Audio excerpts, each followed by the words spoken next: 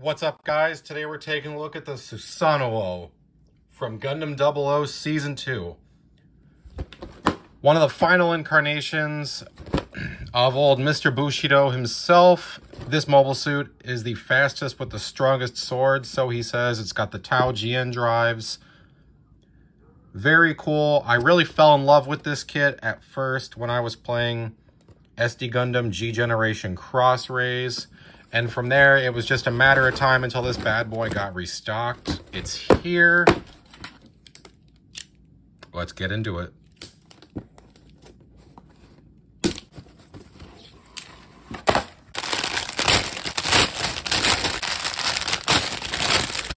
Making its debut in Season 2 of Gundam 00, the Susanoo is a prototype, rapidly updated version of the Masuro, both of which are piloted by Mr. Bushido, who is Graham Acker in disguise. I guess I should have put spoiler alert on that.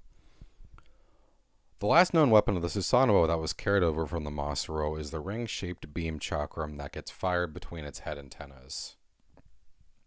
There are also GN shield generators that are mounted in a shoulder pauldron that can also be used to pull GN particles from the newly mounted GN condenser in its back and allow auxiliary firepower to the main GN condenser hidden in its chest, which allows for a mid-range beam weapon attack called the Tri-Punisher.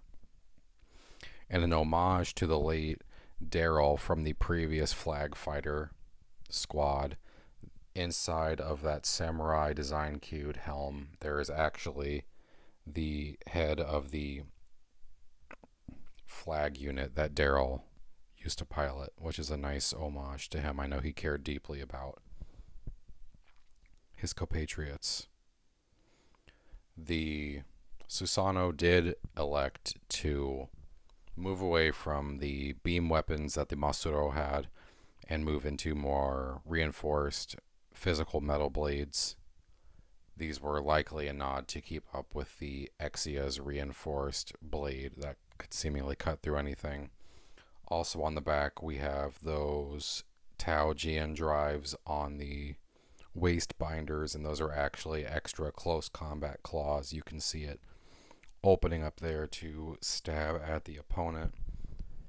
The shoulder guard on the left hand and that little bracer bit is actually not only for stability but also as a power conduit, because that new GN condenser on the back and that cord is going to help transfer power to allow for an energy coating. When these twin blades are put together, they can be reinforced with GN particle beam energy to create Mr. Bushido's vision for the most powerful sword that can cut through anything, which is a really cool little detail to note. I'm just going to say it right out of the gate. This kit is one of the more unique silhouettes that we've gotten in like post Universal Timeline Gundam franchises.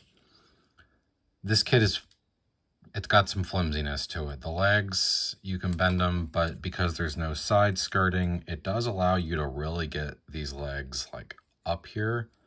The problem, and like don't get me wrong, like that's nice, but you can see that it doesn't like really support itself super well. I'm sure if you took your time like I just did, you can balance it out, and that's awesome. Oh, his foot is on backwards there, so just be mindful of that. Silly me. The legs themselves are a beautiful construction with a very unorthodox foot. You get some nice bends in here. This part does swivel as well, allowing you to lock it in place when you need to. That's great. But due to the construction, they just don't stay in the best. And that's really the biggest thing with this kit, is just that due to the nature of the silhouette, some of the build just doesn't allow for like, same thing with these things, they just kind of like come out. And that's really just like a little design thing. It almost reminds me of IBO frames. You know, you design these really beautiful, exaggerated silhouettes and there are repercussions to that when it comes to getting and building the actual model kit. I love the Susanoo Woe, though. This is an awesome kit. You get a couple extra hands. You have to cut the wire to be able to make his little rat tail here in the back.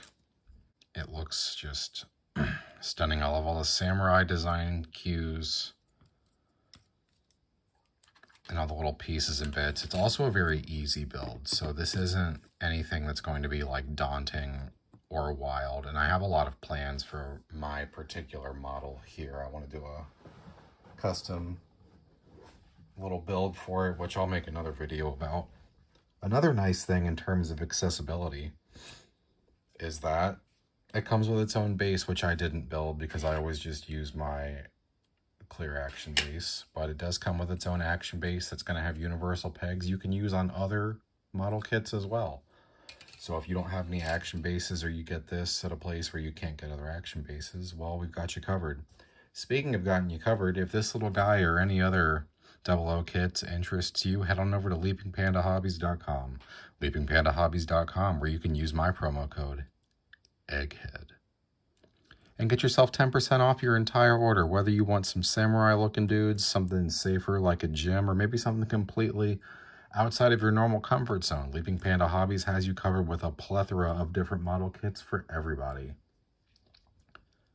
I'm really just trying to make sure that you never have to pay full price for your hobbies again. And that's not 10% off one item, that's 10% off your entire order. If you haven't liked and subscribed yet, I would appreciate it if you do so. If nothing else, I will remind you 2 to 3 times a week that you can get 10% off your entire order over at leapingpandahobbies.com. For those of you that have been watching with me for a while, thank you. What current projects are you guys working on right now? I'd love to know. I really enjoy the discourse that we've been having in the comments on my videos lately, and I'd love to keep that up. As always, thank you guys so much. I'm actually also working on that Kotobukiya Dark Magician Girl right now, and I'm excited to get to show you guys that. It's been really fun so far. And I will see you later this week with another review, because Leaping Panda Hobbies is keeping my backlog overflowing. Thanks, guys.